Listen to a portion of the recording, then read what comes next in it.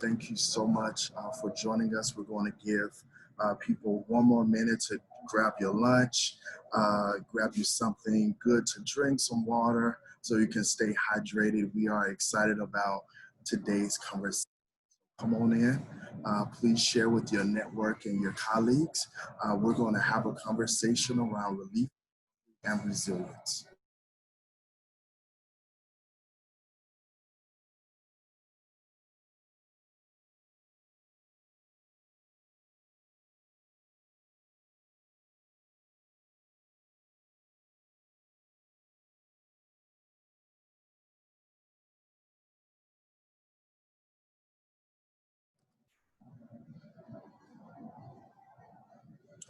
All right, we're going to get We have an exciting conversation today on Relief, Recovery, and Resilience series, a platform hosted by H to provide assistance to organizations as we navigate COVID-19.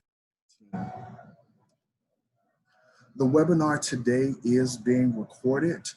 We ask that you put your questions in the chat box and be able to meet someone new in your chat box. This particular webinar will be available for you after the webinar. And matter of fact, we ask that you test your box out now by putting your name in and letting us know which organization you are from. We do apologize for an error on our end. We currently today do not have Spanish interpretation available, but in a couple weeks we will provide this webinar series with Spanish interpretation. Again, let us know where you're from. Tell us in the chat box, give us your name and also the name of your organization. The exciting pleasure of serving on an amazing team. This particular discussion is being co-sponsored by the Southern Impact Team, as well as the COVID-19 working group that's part of AIDS United. Pleasure of working on behalf of the South, as you see my shirt, Memphis, with some amazing colleagues. Melanie Powers and Bianca Carrillo are my amazing colleagues, and I'm excited to be a part of this team with them. And I'm Marvell Terry, I'm sorry. And so I'm excited to be a part of this team. Today's topic is navigating times of uncertainty, planning and rapid response for community-based organizations. Our facilitators today will be Kelly Stevens and Jacobi Hunter-Wright, and I will allow them to introduce themselves and they lead us through this conversation. All right, thank you, Marvell. Again, hello everybody. Thank you so much for joining AIDS United today as we all are having these various discussions about navigating what certainly seems to be some very uncertain times, hence the title, Navigating Times of Uncertainty. Again, my name is Jacobi Hunter-Wright, and I'm going to give Kelly a brief moment to introduce herself in just a second. But I really wanted to kind of just gather my thoughts around, some of the things that myself and Kelly worked around in terms of creating this presentation, as I want to reiterate, as we're all working through times of uncertainty. We really hope for, for this group to come together in some kind of space of intellectual exchange to certainly discuss some pathways and some best strategies and some considerations as we all work through, COVID and, political landscapes and racial divides and things like that. So we certainly hope, if by nothing else, after all of this is said and done in this presentation, we're able to leave you with some things to think about and then certainly take back to your respective agencies. So with that, I'm going to share my screen and we'll get started.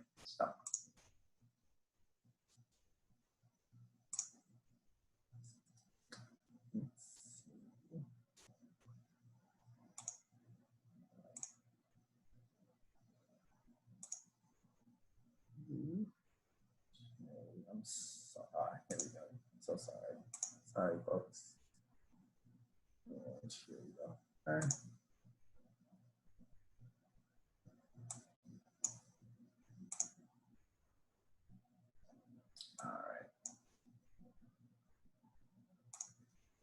Okay, so navigating times of uncertainty, contingency planning and rapid response for CBOs.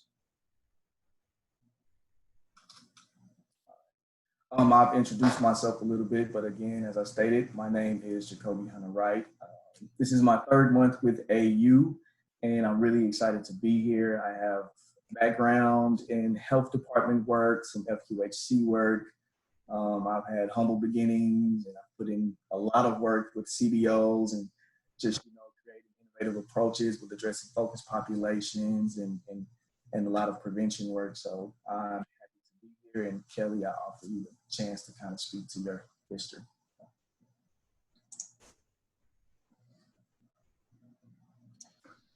It would help if I unmute. Hi, everyone.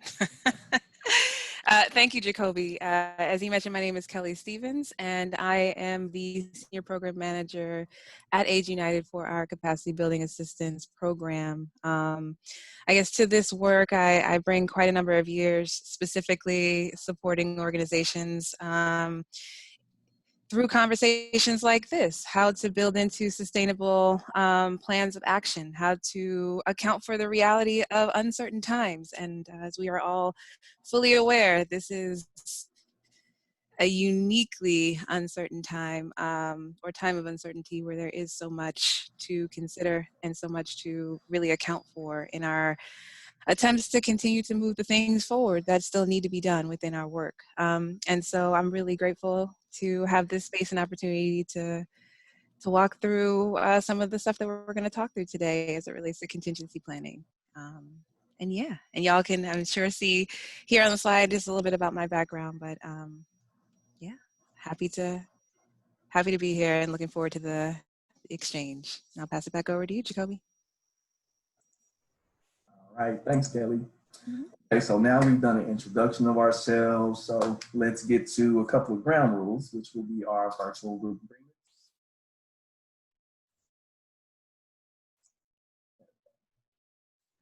All right, as we all navigate through this space, I wanted to be mindful of our time together.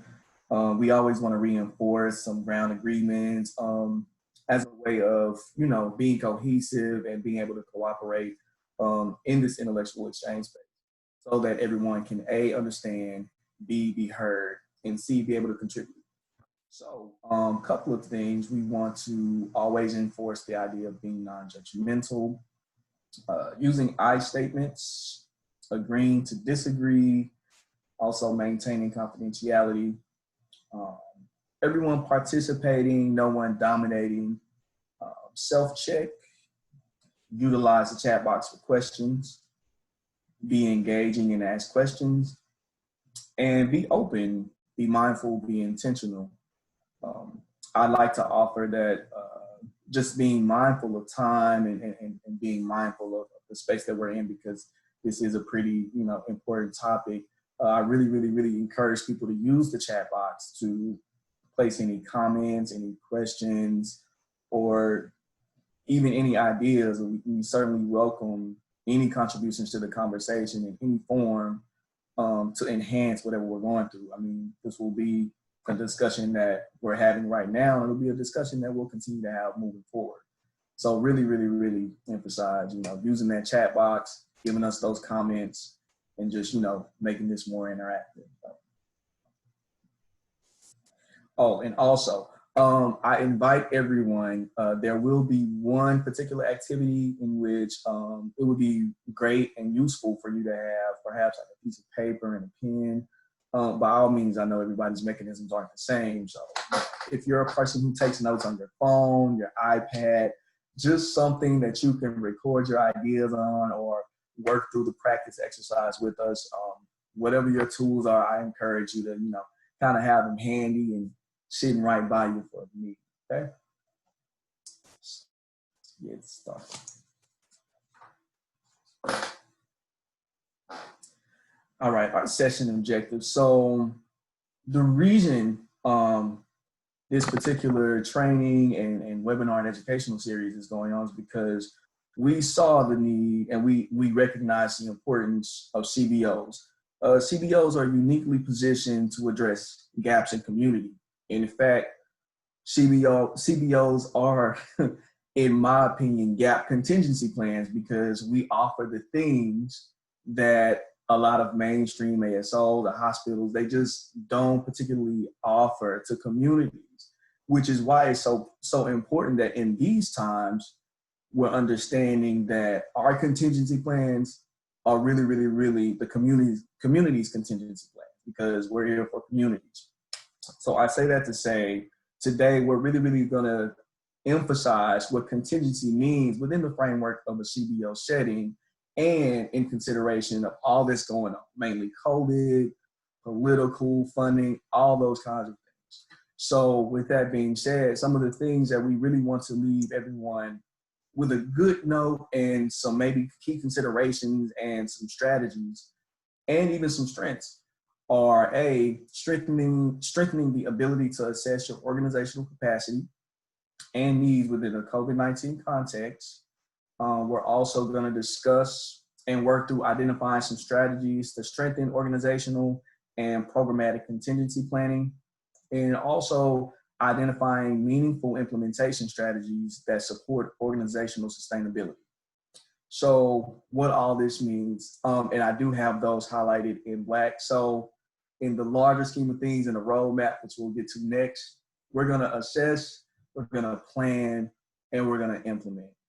And I understand, and everybody understands, we're CBOs, right? We know how to do this. We build logic models. We compete for grants. We're doing the work. We're doing everything that we say we're doing. But this particular endeavor is really to, look at what we're doing, how we can do it, what questions to ask ourselves, and even the questions oftentimes miss in terms of like what can be done differently. And certainly during these times, we do have to ask ourselves those questions, because those are probably going to be, the answers in those questions are probably going to be rooted in our contingency plans. So with that being said, I will move on to the next slide. And I'll pass it over to Kate. Thanks, Jacobi. So as Jacobi mentioned, there's just a lot going on. And the world of work as we've known it has shifted, has changed in ways that are more and more unpredictable as we continue to unpack the layers of social discourse. And so why contingency? Why now? For many of us who are familiar with contingency plans, this might be a re-up, right? But for those who are not familiar with contingency plans, contingency planning is really an opportunity for an organization, a team of folks to come together and ground ourselves, yourselves, in a solid understanding of what to do, what kind of course of actions to take when these unexpected events, these unexpected situations are in play. And so there's two different ways to think about contingency planning, right? We can absolutely plan around when really awesome things are going to take place, right? Let's plan around when we get $1 million grant. It's going to be amazing. How are we going to do it? What can we do with it? But contingency planning is often put in play and is talked about within the context of when things are not going as expected.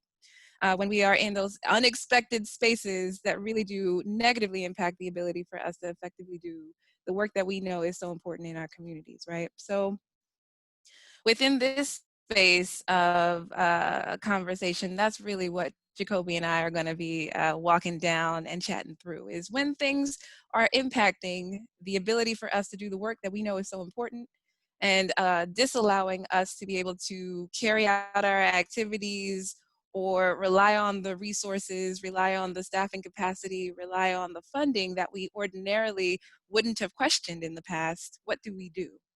And how do we get to a place of grounding our understanding of what steps to take in a way that is inclusive and allows for a solid approach that makes sense for you, makes sense for your organization, and I guess, of course, most importantly, makes sense for the times. So with that, we'll move to the next slide.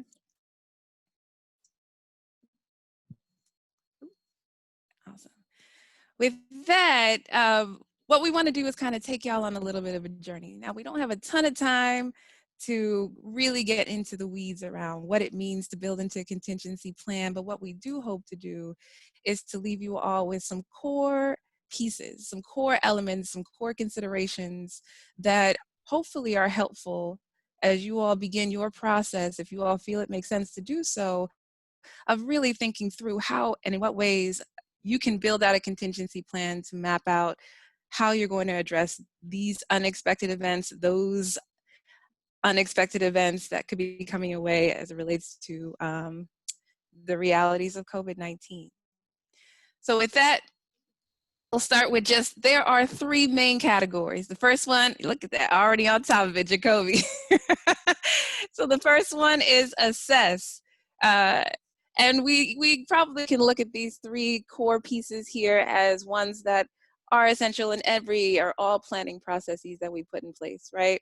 When we talk about assessing, we're talking about identifying issues that are going on, grounding ourselves in what it is we know, what it is that we need to know. But we also have some other pieces here, some other steps that hopefully will be helpful, and we'll get to those in just a bit. The next part of our roadmap is really grounded in the planning part, right? The building of the plan. Most folks, when you're stepping into this process or any planning process, we get to the assessment piece and we go, we know what we need to know. Let's just go ahead and jump into the plan. And so what we're hoping to do is really ground this process that we're offering and offer up to you all some things to consider around really unpacking that assessment piece so that when you get to the next phase, which is that planning piece, you're in the right space, you have what you need to have, and you're oriented in a way that makes sense for what all is going on and where you'd like to go. And then that last piece is the implementation, the doing of the thing. So once you got the plan in play, the next step is to go ahead and get it, get it cracking, push it out the door, and see all the ways in which the plan itself grows the legs that you're hoping it'll grow, and support your organization in the doing of the things to set you and your team up for the kind of success you would like to see, right? So that implementation and then refine piece, and then there's a last step there, which is ultimately just making sure that you're building into that monitoring piece. So again, for the rest of our time together, we're going to just walk through the different elements of this process roadmap and ground ourselves in really unpacking what it means when we say these different, when we talk about these different steps within those three categories. All right. So with that, let's move into the first part of our journey. And that first part is, we love a good animation here. The first part of the journey, as you all have just seen, is assess. So let's talk about it. Let's unpack it just a bit. When we talk about assess, so the first step, as you all have seen in this whole assessment process, is identifying those potential problems and issues, right? So here is the place in the process where we all identify and ground ourselves in understanding what that threat is. Whether we're walking into this process knowing it, or whether we got to sort through all of the many threats, problems, concerns, and issues to prioritize the one that needs to be addressed immediately, this is the phase or step within that assessment process where we really narrow down what we are planning around, what we're developing a contingency plan to address. And there are lots of different ways to get into that process. There's lots of different ways to really start that process of unpacking, right? Sometimes we walk into a contingency planning process and we just know.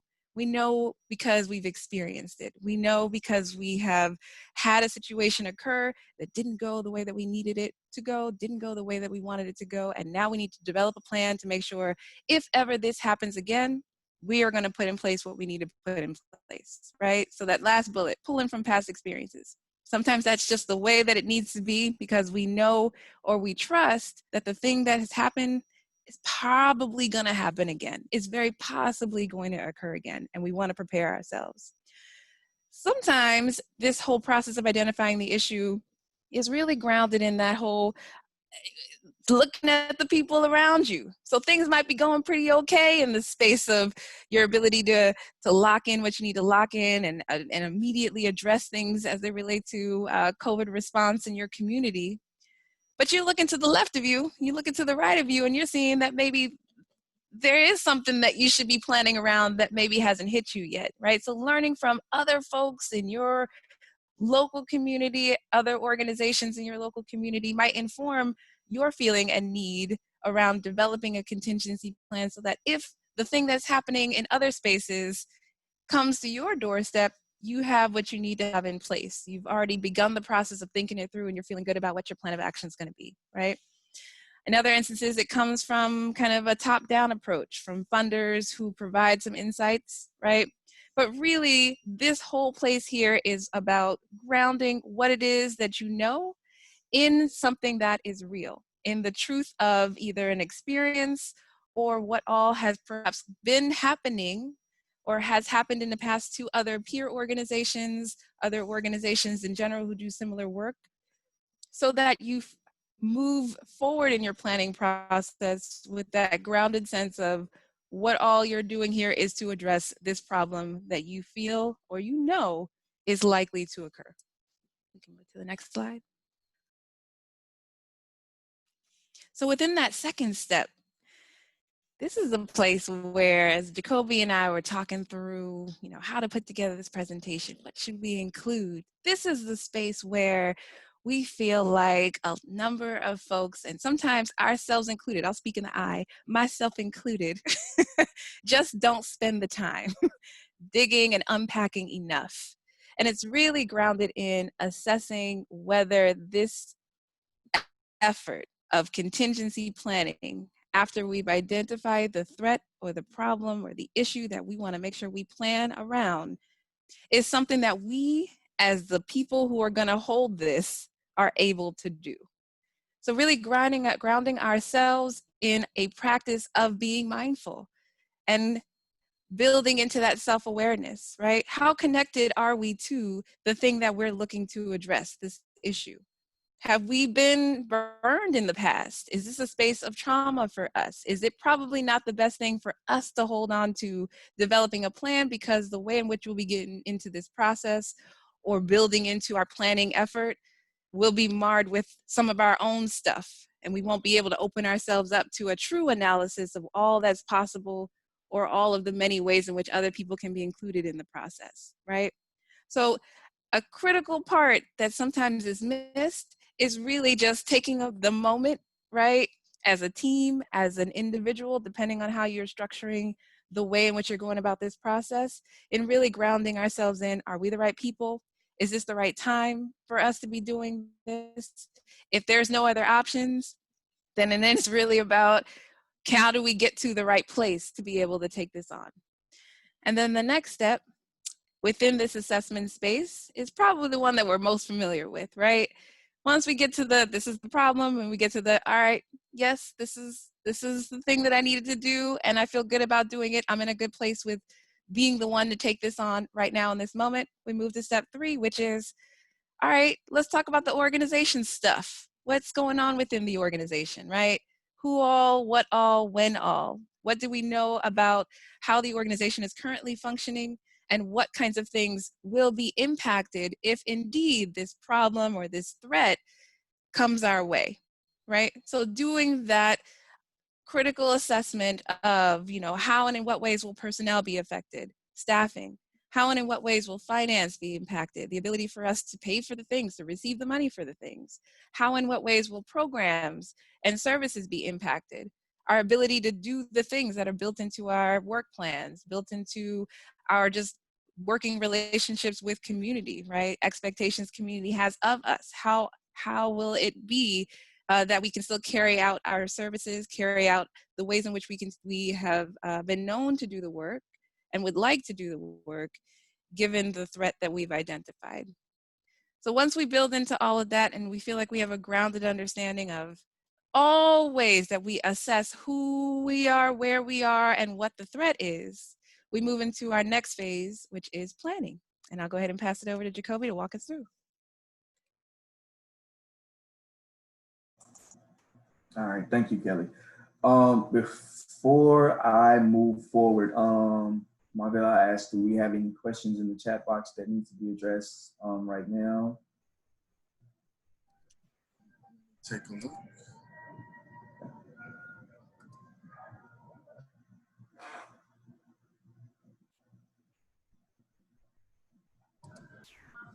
Not seeing any questions, Jacobi. Okay, awesome. All right, then I'll move on. So now we've looked at assessing self and assessing organization, which are really going to be key components when we start looking into what goes into planning. Now, realistically, all of our planning mechanisms are going to be different. We're CBOs, and we're thinking within a CBO context. And what that looks like is basically outlining your programs and things like that. Like, what do we offer? Like, what are our programs? You may be a CBO who really emphasizes prevention work with, HIV testing and recruitment, PrEP, or even mental health. You just have to really take into consideration the scope of work that you do. And that really, really, really is going to inform your planning and key considerations when you're planning.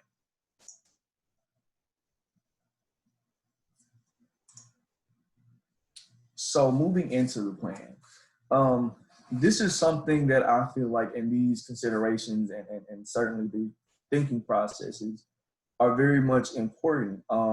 Moving into the plans, always, of course, it's normal for us when we're, looking at a NOFO or looking at, 6-9 month implementation or even evaluation in terms of like, what are we doing to make the plan work? What are we actually doing in the plan? But in terms of contingency planning, some key things that, we really want to think about as we build into the plan is how will we do it? What do we need? Who's going to do it? Timelines. Is this the right time to do it? And I know that lends itself to the assessment piece, but we're in tough times. We're in crazy times. So these are considerations that we're going to have throughout as we move through and within contingency planning and through, pandemics and other issues. So that in itself is a consideration to be taken into account. And of course, a lot of things with planning, and this may certainly resemble a logic model as we move through it in terms of like what to consider. But at the end of the day, those are like key foundational things that we felt like were going to be really, really important when we moved into the planning piece. So the first thing that you want to do when you're moving into a plan is defining and prioritizing. So I briefly mentioned in the beginning, that our organizations were going to look different. You have CBOs in the South, you have CBOs in the East, you have CBOs in the Midwest. All of our programming looks completely different, where our environmental factors are different. The gaps that we're filling are different. Services that we're performing are different. Even our target population is different. And these are all things that we have to take into consideration when we're defining these things and when we're prioritizing. And when I say defining, I mean just providing an outlook or a scope of a particular arm of our organizational infrastructure. So with that being said, there are 3 things that we really, really, really want to concentrate. And certainly this isn't the whole outlook of a CBO in entirety, but there are 3 things that we want to look at when we define and prioritize in terms of our planning. And that's program implementation, staffing, and organizational infrastructure. And when we say define and prioritizing, we really, really, really want to look at impacts and what this will look like in our planning. Because of course, our programs and staffing and infrastructure are already in place, but we really have to assess the impacts and how we're going to move forward into planning based on those impacts. So our first topic, program implementation. So here we want to really define the impact on programs and program implementation. So again, the outlines of the program, things we want to consider are what does your program look like in terms of what are the essentials? Are we providing PrEP? Are we doing testing and counseling? Are we doing outreach? Are we doing face-to-face client interaction? What are we doing? And it's important in terms of like to ask what are we doing here and in the assessment piece, because you really, really, really have to begin to prioritize which parts of the program are being impacted the most so we can begin the planning process. So let's just take, for example, let's use a universal CBO program. Let's use HIV testing. That'll be the definition of our program. We want to identify the impacts of that. And some of the things you have to look at when you identify impacts within your program of testing, and it's just an example. I'm just providing examples. You want to look at the activities that go into testing. How is COVID impacting our activities? Let's be real specific. Is it impacting recruitment? Is it impacting our testing benchmarks and objectives? Is it impacting the way in which we deliver counseling and outreach? Then that goes into staffing. How is this impacting staffing, which we'll talk about more in depth in a minute. But staffing is part of your program. So is there even an impact on the staffing? Is that something we need to address? Those are considerations with staffing that we want to take as always. Community and location. So as I stated earlier, your programs are a reflection of the gaps in community. Your programs are a reflection of the needs in your community. So what's going on with the community around you? Is this impacting them to be able to come and access the services? In terms of your guidelines with social distancing, can your clients or your service providers or anything within the context of your programs, are they able to access the programs and services that you provide in the traditional sense? So in that vein, you really, really, really want to take those into consideration. And then after we take all of those into considerations, we really want to think about things like, how are we going to do it? What are we going to do? Who's going to do it? And when? And this is how we're essentially planning into our program implementation.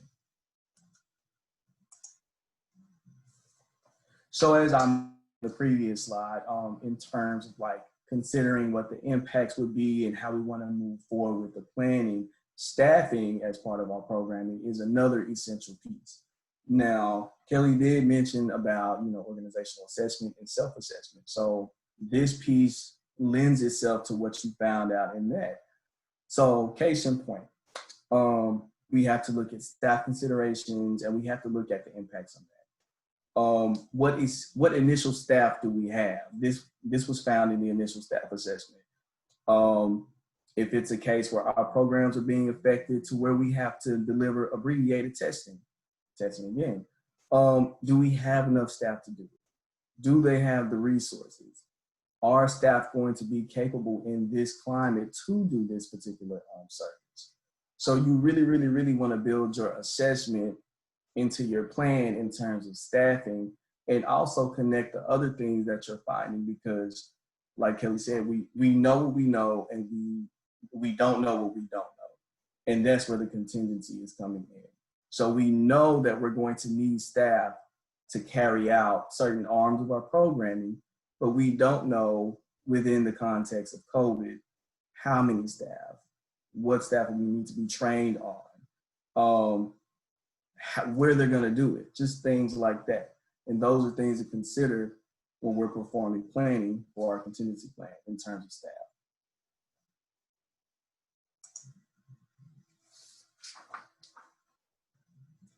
So organizational infrastructure.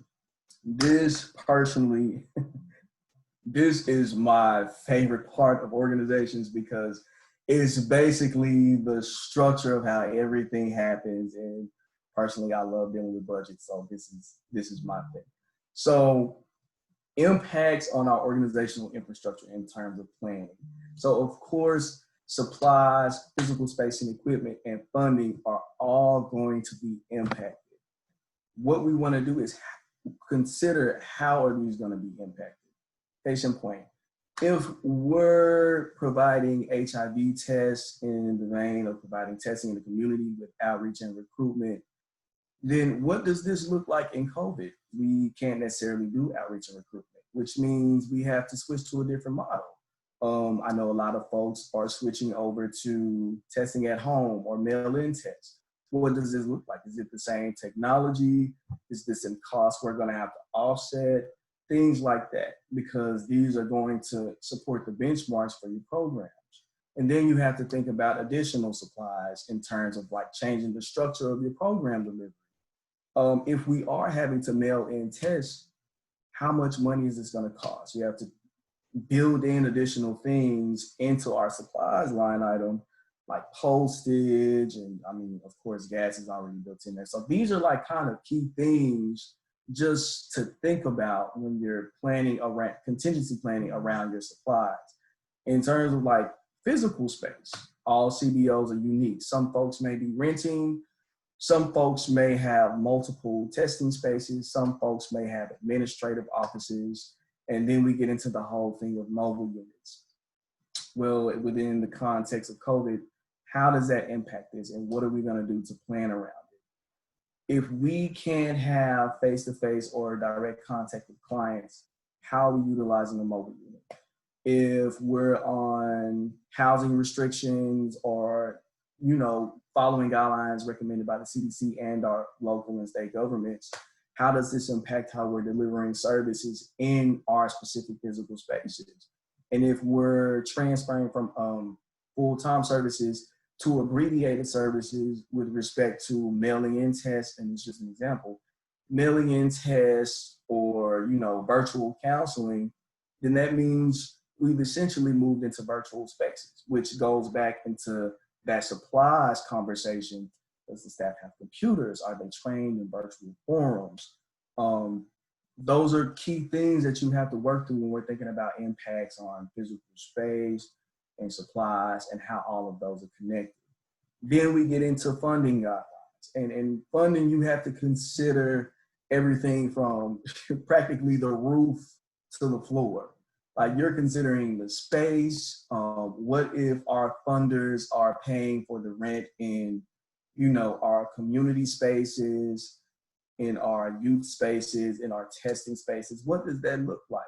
We've been pretty much, all of us have been operating within, you know, minimal sources and spaces for the last couple of months. So what does this look like for us not to be able to utilize our space? How long is this going to last? Will there be interruptions in terms of like, okay, are our funders going to continue to pay for these things? Do we need to start looking for stopgap funding? Do we need to start looking for perhaps spaces that are not so big? Do we need to transfer over to virtual spaces? And these are all key considerations to take in terms of like assessing and planning for funding and for funding stock, because those are very, very, very real conversations. And before I move on to less practice, do we have any questions?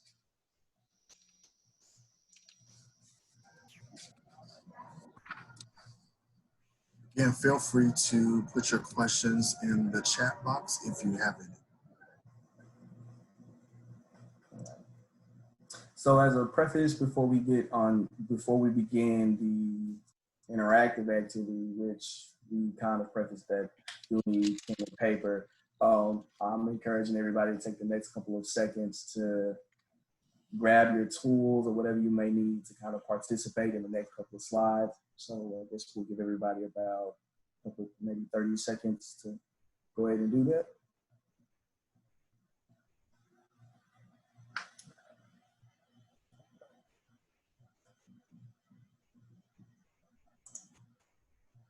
And Kelly, certainly whenever you're ready to start, Oh, appreciate it. Thanks, Jacobi. So, you know, I feel like we'd be remiss, right, if we didn't create space to, as a group, really pull all of these pieces together. And so we, Jacobi and I, have just a couple of spaces of practice where we're hopeful that even if you aren't able to jot anything down, you'll journey with us in this exercise and just thinking through what kinds of things do you know, and what kinds of ways, as we go through this practice exercise, what kinds of ways might you build into your own contingency plan if you haven't done so already, or what kinds of ways might you strengthen the planning process that you're currently engaging in. to build in some additional pieces as we've been talking through them today. So what you see in front of you is a table.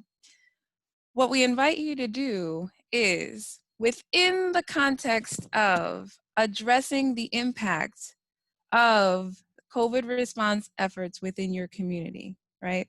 So the truth of the times is that our programs are being impacted in one way or another. Our community is being impacted. We are being impacted, right?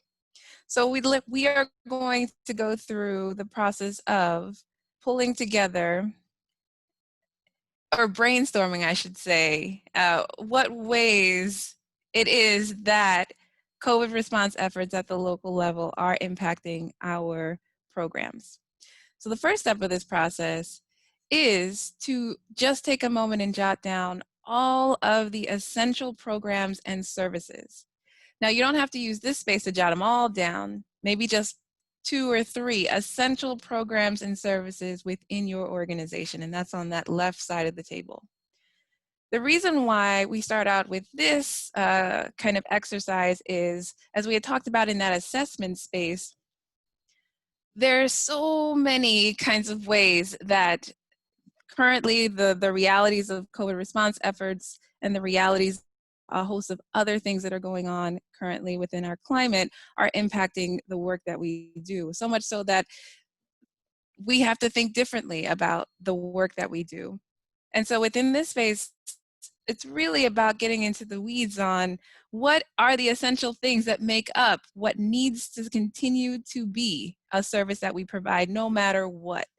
No matter if there is a power outage, no matter if we have staffing capacity concerns, what are the essential programs that we just have to figure out how to plan around?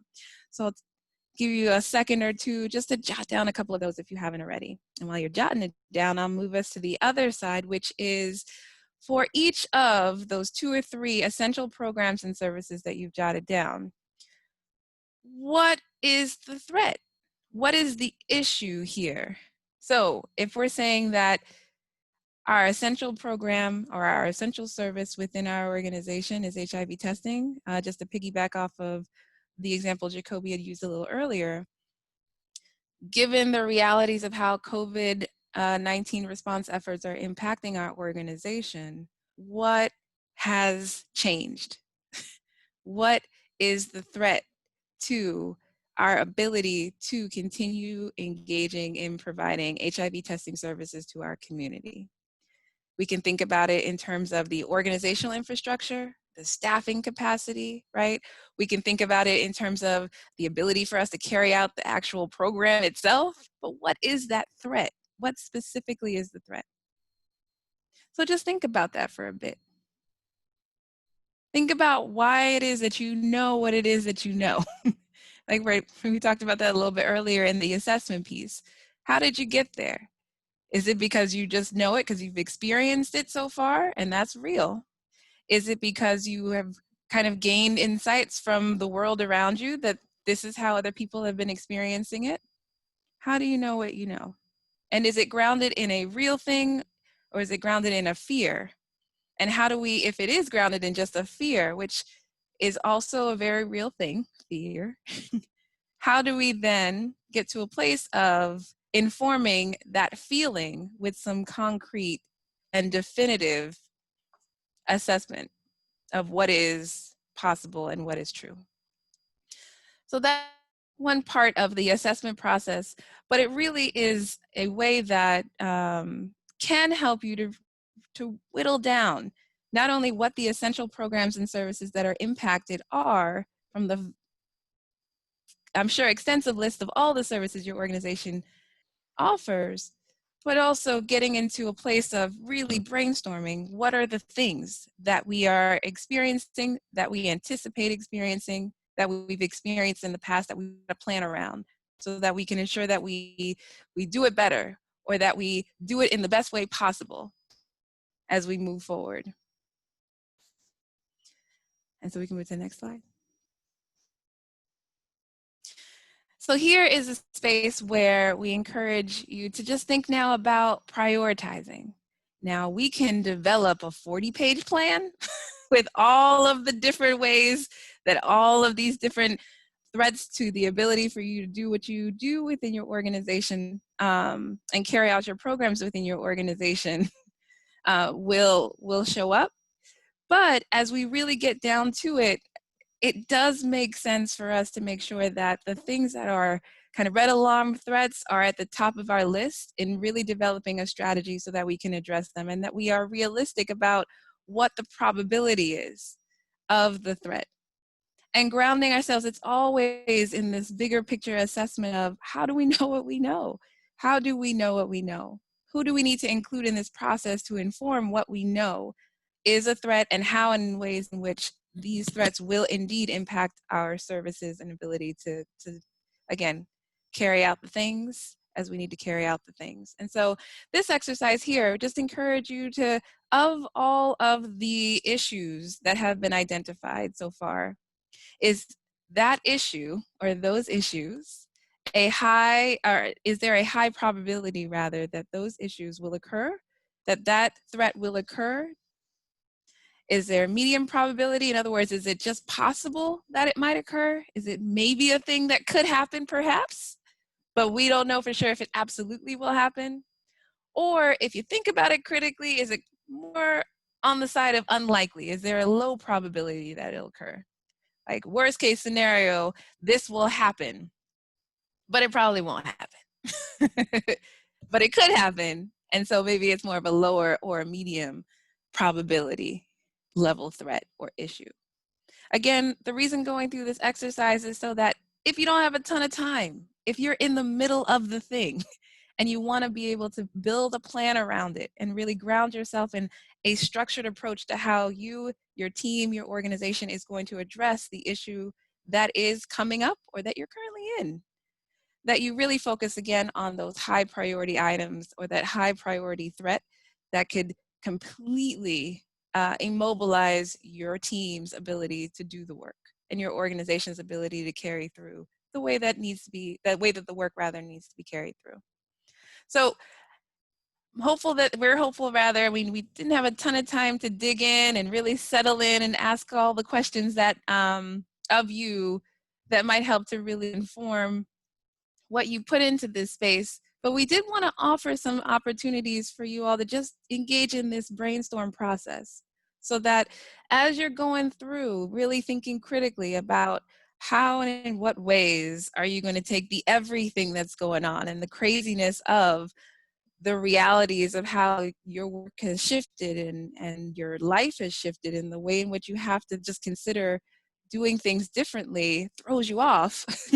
How do we orient ourselves? How do we ground ourselves in making sure that the planning process is indeed a product of true engagement, grounded assessment, and a really strong prioritization so that the things that really need to get done, the things that really need to be planned around are at the top of the list. And if your contingency plan is just a 2-page document in Word that breaks down what it is you need to do based on the threat, then that's okay, because a contingency plan doesn't have to be a formal strategic document. It just has to be a process. It just has to include the elements that ground all of those individuals who are involved in it in a solid understanding of who's on deck if, what are the things that need to happen when, and how and in what ways should things be carried out. So here is just a sample plan layout of a way that you can think about organizing your contingency plan, right? Where you might include, here is the thing that we are going to address, right? Because we've already gone through a series of exercises as a team or as an individual who's engaging in this process or leading this process of what is the thing that's going to be impacted? Inability to effectively meet our HIV testing goals, right?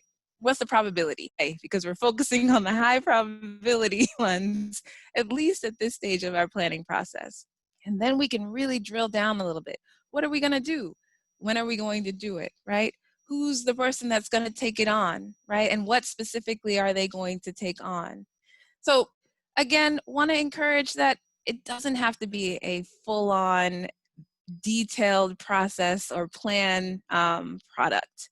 It just has to look like a plan of action that outlines who's on deck, when things need to be done, and how and in what ways you're building into ensuring that those things are able to get done as a team and, of course, as an organization. So with that, I think we can probably skip the other slide in the interest of time, Jacobi. And I'll go ahead and pass it over to Jacobi to walk us through our last segment. All right, guys. Yes, time does fly. So I'm going to go and give you as much good stuff as I can in terms of what to consider in implementation. So I'm completely aware of what it looks like to assess, what do we need to think about in planning. We even had, a little bit of practice in terms of like some things we may want to include in our plans and some things, that could be useful or that may not be useful. As we said, everybody's unique in their approach, unique in their delivery, and unique in their interpretation. But now we want to really look at what implementation looks like within the context of a proactive and a reactive contingency space. So some of the things you really want to think about in terms of when you're implementing something, because this is a living, breathing thing. Things like, when do we implement? How do we monitor? What if it works and what if it doesn't? And circling back. Things like this, and when we say things like this, we really are taking into consideration like timeline. Like, we've made the plan, we're implementing it. Was this the right time? Should we have waited? And these are key things to remember, because we don't know if this time next year, we're gonna have to do the same thing. So it's always a good way to A, monitor what we're implementing, and B, really, really keep asking ourselves key questions when we're implementing, because we might end up, like I said, we might end up doing it again. You always want to monitor what you're doing. And we're going to talk about this a little more in depth in the next 2 or 3 slides, but you do want to keep in mind that you want to monitor your implementation. You want to carry out the thing and look and evaluate and monitor and see if it's working. Do we need to circle back? Is it not working? What can we do better? And that's all part of evaluating those successes and challenges and what we could do different.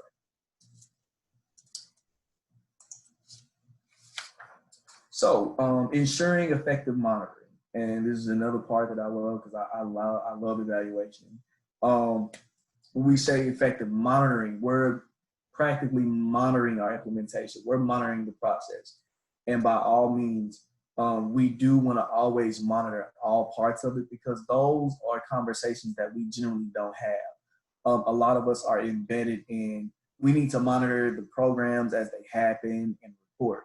Well, no, these are unique times. We need to monitor the planning process. We need to monitor assessment, because such as the world changed in December of 2019, well, the United States, this could change in December of 2020. So you always want to go back to your monitoring processes and see what worked during implementation and what did not.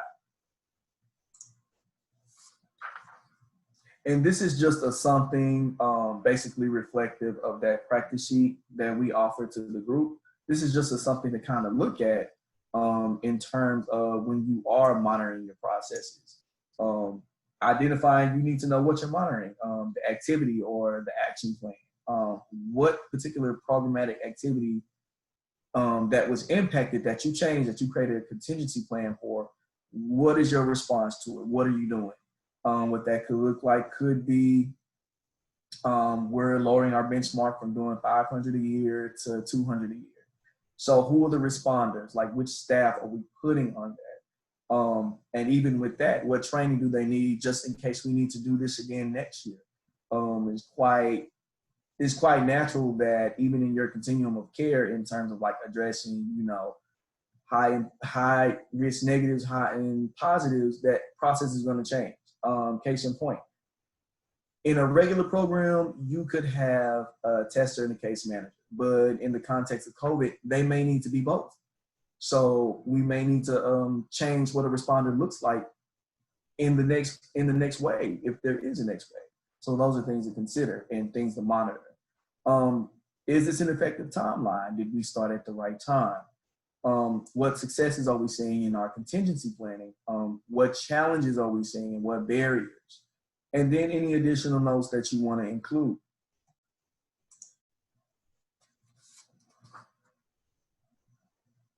So some things basically, this is just an overview of everything that we went over. So we talked about assessing, planning, implementing, and some of the things that we really emphasized during this space together.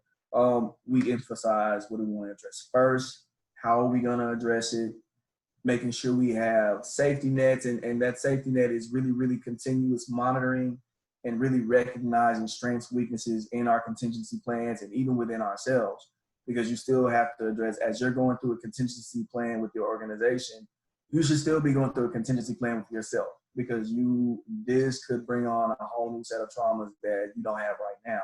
And it could affect your ability to plan, implement, and assess, or even lead. So also coordinating responses, being reactive, looking at things differently, like not just looking at, surface level questions. Okay, how are we going to do it? When are we going to do it? But really digging into the impacts and how do we address those specific impacts, because addressing the impacts is really going to be key into sustaining a successful program.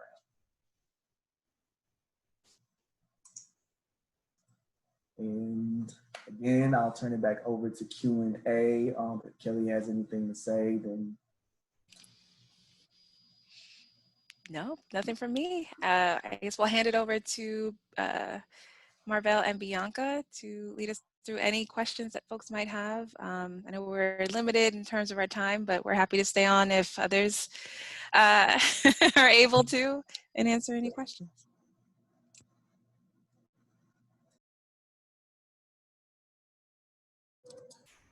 Thank you so much, Kelly and Jacobi. We want to leave some space for Q&A. If you have any questions, we can take up to 2 questions. Just want to be mindful of time. If you have any questions, please put them in the chat box. Many of you, I see that you're acknowledging your thanks for this particular session, that it was helpful. It will be available. We'll make sure that if you registered for this, we have your email address and we will send it back out to you. I now want to turn it over to my colleague, Bianca, to close us out. Thank you all so much. And thank you to Kelly and Jacobi for leading us through this very informative and important session as we all navigate this COVID-19 era. I just want to mention that we will have this webinar recording available, as Marvell said, through email, but we'll also have it available online at our website, aidsunited.org.